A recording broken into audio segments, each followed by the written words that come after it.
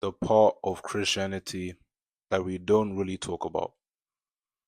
And what I mean by that is I feel like there are so many things that we kind of brush over, especially as Christians, that really need to be addressed.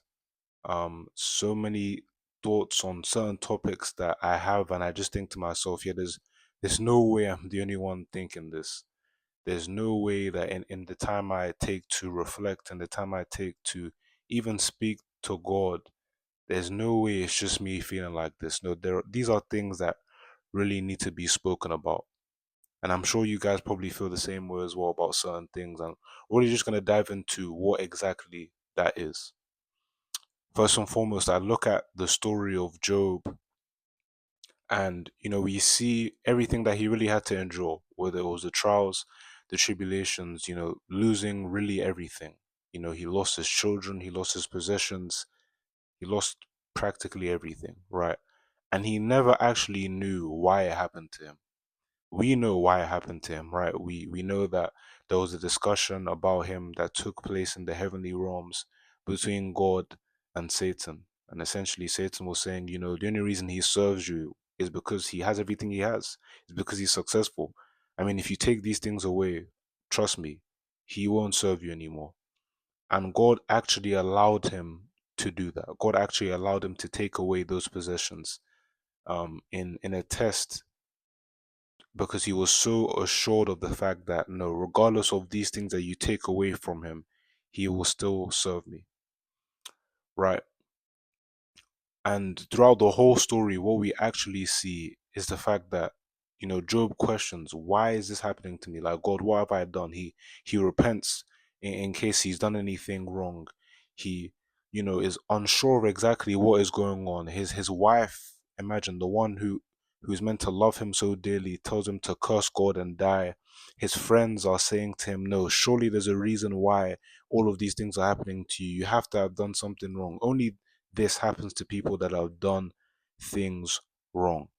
And he tries to tell them, no, I actually haven't. But his own friends, his own people that he was meant to be able to confide in, don't believe in him. And looking at this whole story, something I sometimes think to myself is, man, God, I understand the fact that you were assured he was going to continue to serve you regardless of everything that he had. I understand that there was a lesson in this for us to learn and for Job to learn in and of himself. But God, did you really have to do it like that? Did you really have to do Job like that, if I'm being honest with you?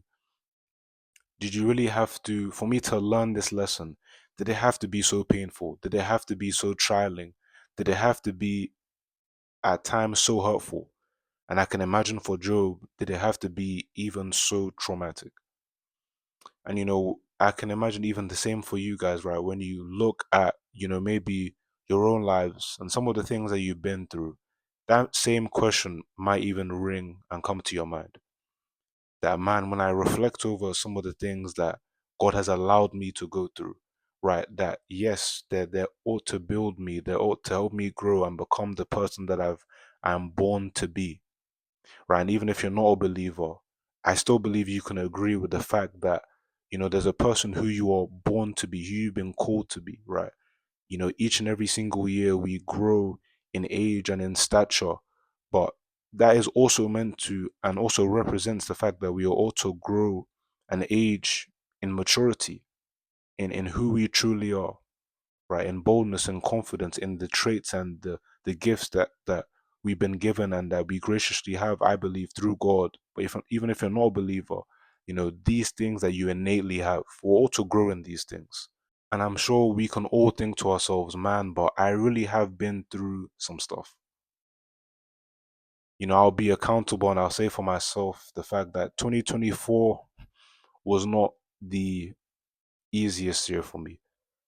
I look back at some of the things that happened in 2024 and I truly think to myself, wow, like that was painful. That was traumatic. That was difficult and challenging to go through. Times where, in all honesty, I even questioned, man, is this Christianity thing something I can even do for the rest of my life? Not to say it's just something you pick up and drop, because I understand that this thing is a lifestyle, but I think to myself, man, like, I'm seeking you, I'm placing my faith and trust in you. I wholeheartedly believe in you. I've given you my life, been called to make so many sacrifices and whatever it might be, and things just don't seem to be going, or didn't seem to be going the way I really wanted it to.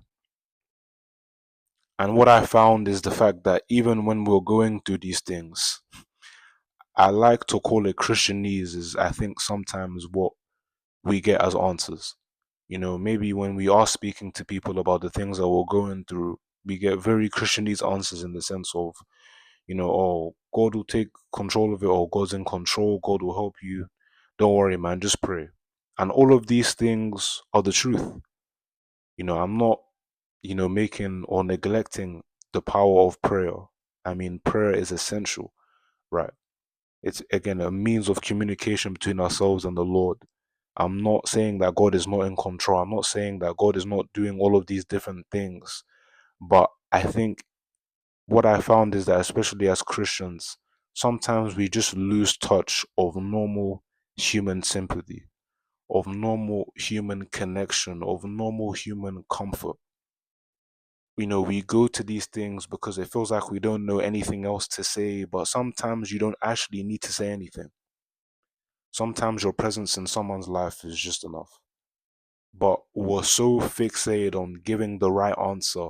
We're so fixated on saying the right thing and saying the timely thing that sometimes we say things we don't, in truth, actually even need to say. And this really can be sometimes the answer we actually get with God, that I'm in control, that my ways are higher than your ways, my thoughts are higher than your thoughts. And it comes from maybe even the need of the fact that we as humans feel like we need to know every single intrinsic detail. That, if because we feel like it's our lives and really it's God's life that He's graciously given us to steward. But again, we have human nature.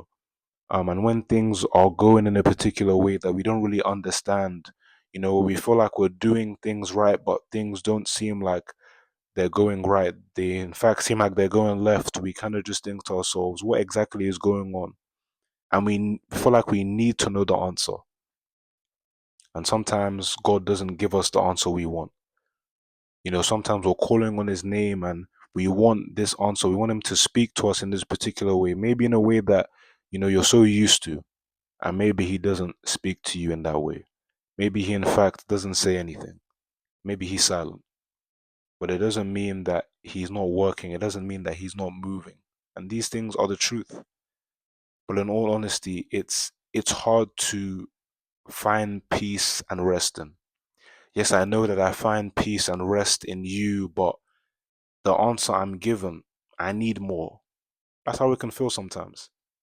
And when I came to understand the fact that humans are born with this innate haste, and this is directly talking about, these seasons in our lives of waiting on God or waiting upon God. These seasons can be some of the most difficult seasons. And that was even to an extent a season that Job found himself in. He was waiting on God for an answer. He was waiting on God to exactly know what is going on. And we see that for some time, it's really Job either crying out to the Lord, speaking and speaking, or speaking to his friends, or maybe even speaking to his wife. But we don't see, maybe necessarily, if I'm not mistaken, the Lord giving him the answer he so necessarily wants. And that's how really it can be waiting on God. And even with this thing of waiting on God, what I really so want to talk about is the fact that even in it, we're so called to have our eyes fixed on Jesus, fixed on God, and not fixed on the result that we're looking for. But this thing really is easier said than done. Again, we have human nature, we have feelings, we have emotions. And when things aren't going the way that we want them to, we want those things to be addressed. We want those things to be fixed the way anyone really would.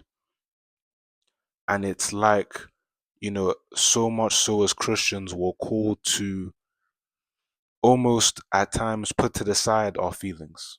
And again, this is so much easier said than done. Some people might call this emotional mastery or emotional intelligence, which it is, and this really is part of growth and maturity.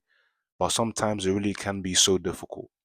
And I say this to say that I'm not the only one going through this, and maybe there is someone watching this video, so they truly can know that it's not for me to necessarily give you the answer, but maybe the answer in and of itself is knowing that there is actually someone else that is going through this thing as well. Because sometimes we can generally feel so alone in the processes and the things that God is taking us through. But what I mean by, putting to the side our feelings is maybe my feelings are telling me to do B, but God is telling me to do A. And to be honest with you, A kind of feels out of my comfort zone. A kind of feels like you're telling me to do this, but things aren't even going the way I want them to. I've been trusting you for so long. It seems like if I do B, what my feelings are telling me to do, that would kind of steer me in the right direction. And then you want to do B, but you come to the understanding of the fact that you made Christ your Lord and Savior. So there's almost that innate battle on the inside of you. There's that tug. One wants you to do A, one wants you to do B. It's almost self versus self. It's almost, you being led by the spirit self versus your emotional self. And as Christians, we're called to be led by the spirit, for they are the sons of God. So we do this thing, we do A as being led by the spirit, but the pain it can even cause sometimes disobedience. It can be a battle, it can be a challenge. And what's so interesting with the fact that, with every season of life that we go through, again, we're called to mature, we're called to grow, we're called to become who God has called us to be by name and who we've been born to be. But it's so interesting with the fact that with every season, there can almost be a form of residue left behind if we don't truly learn the lesson that we need to learn from that season and progress on to the next one. And what I mean by residue is the sense of things that we kind of take on to the next season that we weren't actually meant to take on, but almost because of maybe a pain or a trauma that that season might have caused, it kind of shifts our perception of life into a way of seeing reality in the way that God maybe didn't necessarily want us to. In the sense of that wasn't the lesson that God wanted you to learn in that season. Maybe the lesson was to fully put your faith and trust in Him. But because of everything that you are going through and things didn't seem to be going the way in which you wanted them to, your faith might have even dwindled. And now you even became more reliant on self than on God. So then you now take that into the next season. But that wasn't truly the lesson that you were meant to learn for that season. And I think with this, with everything I've kind of said, it can be so easy to blame God. And to be honest, this was a space I found myself in for quite some time, especially last year. When you reflect over everything and again, the experiences, the things you've been through, you feel like, wow, God, you allowed this. Like, how could you actually allow this? How could you actually let me go through this? Yes, I understand it was for my growth, for my building, for, you shaping me and refining me. But I think you took it too far with this one. I think this one was just a bit too far. And you find yourself almost blaming God, and it even came to a point where I was even losing trust in God, if I'm going to be honest. It was like, I trusted you concerning my whole life. I trusted you concerning certain things in my life, promises, things which you had said and spoken over my life. And maybe even there was a time in which you believed that it was going to happen. And that time came and went, passed. And those very things still didn't seem to come to pass. It's like, was I doing something wrong? Was it me? And sometimes it feels like the only answer you're left with is, my ways are higher than your ways. my thoughts higher than your thoughts? And it's a very similar answer God gave to Job. When Job was requesting, no, demanding, God, you need to give me an answer. He essentially showed Job, man, these are the things I have to think with. He questioned Job and he said, do you know how this works in the world, how this works, how that works? So then how can you demand of me? How can you tell me to answer this thing? How can you question me? It leaves you in silence, but even almost frustrated sometimes, because it's like, yes, that's true, and I know this is the truth, but it doesn't answer my question the way I want it to be answered. And maybe the whole point God is trying to give us is the fact that maybe it's not about you and it's about me. And again, it's something that we wrestle with. It's something that even to this day, I might not even be completely satisfied with that answer. But it's just allowing God to do what He needs to do through me, allowing God to do what only He can do, and just simply walking and partnering with God. So if you find yourself in this type of space, thinking these thoughts and feeling this type of way, is to assure you that you're not the only one.